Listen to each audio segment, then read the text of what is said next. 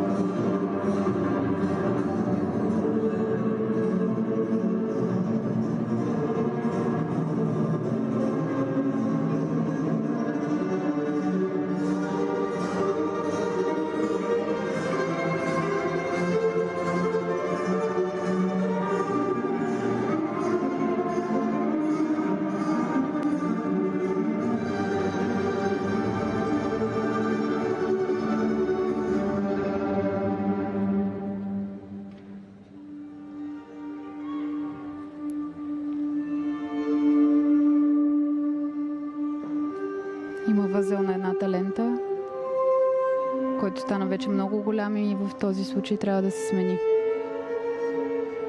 Или да се опитат да го развържат по време на игра.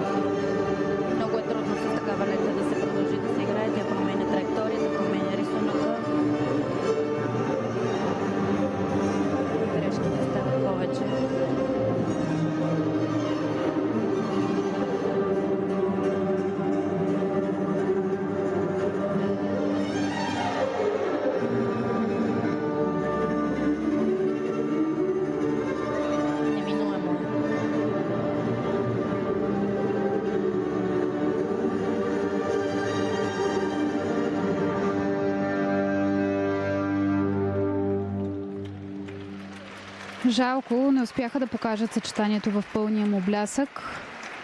Може би липсата на опит и това, че все още сме в началото на сезона, си